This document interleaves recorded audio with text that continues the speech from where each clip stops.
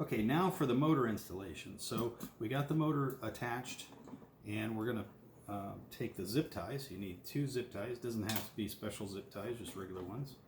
And you're going to want to center this thing so that the shaft is straight up and down. So however that kind of works, you just position it so that it's kind of straight up and down. And then you'll zip tie these guys. Very simple, boom. Like this. Like this. And we don't want to tighten things up real super tight just yet. Not until we test the motor and make sure it's going to work, and if we have it in the right position, and so on and so forth. So we don't want to put all of it on. Now the things you'll need is probably a pair of pliers, some wire cutters, and some wire strippers, a solder gun or solder iron, and some just cheap solder. Power supply. Take your power supply. And this came with a cool little adapter that you could have put on here, but I don't trust any of that stuff to come apart. So what we'll do is we'll just cut this right here. Cut that right off. Boom. We'll come over here, cut it back a little bit, about 1 inch. Shielding. Probably need a little bit more than that. About that. Now you have a red and white wire. We'll strip those, and they're small.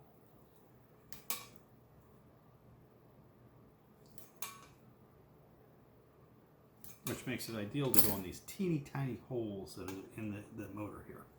So what we'll do is we'll fit them, twist them, and fit them in those teeny tiny holes, if you can. Might have just solder it to the post. Holy crap, I can't see. Okay, we got one of them in. And so you just slip it in. Get the next one slipped in. And this is primarily just to check the motor to see if we have a good alignment, and before we commit to the full thing. So now we take our plug. So we just connected them. Didn't do anything. It's not soldered or anything. We're just going to see if we got the right side. Okay, you can hear it. It's going around.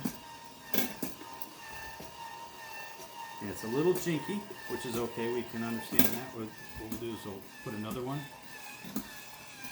And need to figure out exactly where this is going to go.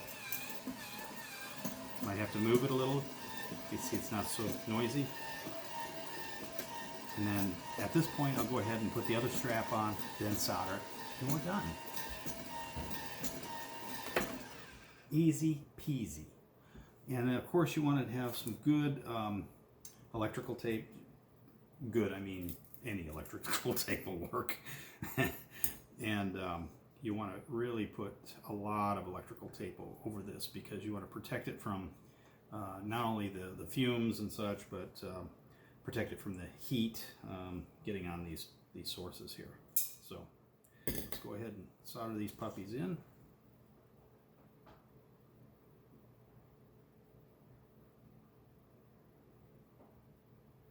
And it really is quite easy. Anybody can do it. Put your mind to it. And the quality of coffee that you get will blow most people's minds away. It'll take some time for your taste buds to get adjusted, because you're used to drinking crappy coffee from Starburns and some of the other companies that are really doing a disgrace service to coffee in general. Because if you get a good bean, roast it properly, it's a much better experience. So here I'm tightening these down. That's where the pliers come in. Just pull it if I can. Make sure they're both kind of tight. Shoot, I need another set. Use these. Let's see, pull just using the wire cutters just to hold the piece so I can pull it. And of course that didn't work. But you get the idea. The idea is to secure it. So it can be a little wobbly.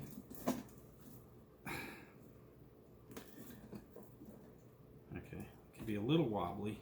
That's okay. There,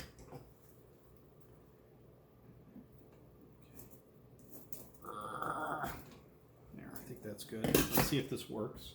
Plug it in again. You notice it takes a few seconds for it to come up to speed. And it's a powerful little motor.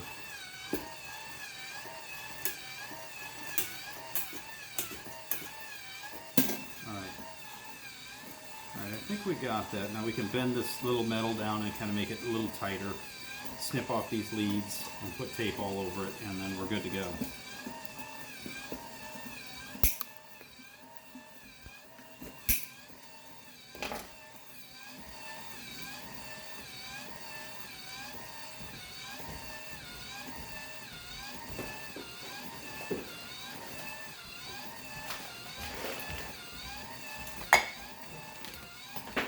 Step 2 of this end process is to get the beans in there and to see how well it's turning the beans over. You want to make sure that you're getting a good turn and it's not struggling to do so. I typically roast about 1.5 of these things. That's my measuring cup. And that'll give me enough coffee for the week. Realize that after a week your coffee is like fresh fruit. It spoils and goes bad, and it'll taste just like the junk in the store if you let it go past a week. The end of the week you certainly can tell. Let's see how it does. Sounds good. It's not struggling. I can flip it around maybe so you can see it kind of going around. Okay, we're done. Next step is to add fire. Well, we want to clean this up and make it all pretty, but you want to make sure that the fire, your fire is a controllable fire, whether it be electric or gas. I use gas. I use a little propane tank from Walmart. It has a little one burner thing. It's about 20 bucks, and it works great. Next thing, after you get your wires all done up with the electric tape, then you can tape it to I usually tape it to the handle. Secondly, another thing is you want to make sure your handle is actually in. See how it slips out? Make sure it's in that little, because when you pick up, you're picking up the weight of all that coffee. You don't want it bending out, because if this is out, it's going to bend. So make sure that this stays in like that. So don't take this off. It is actually a useful part of the handle. All right, I need to cut this off and tape it up, and we got the coffee in there. We just need to roast. That's the next thing. And my wife is hungry, so we're gonna go have lunch.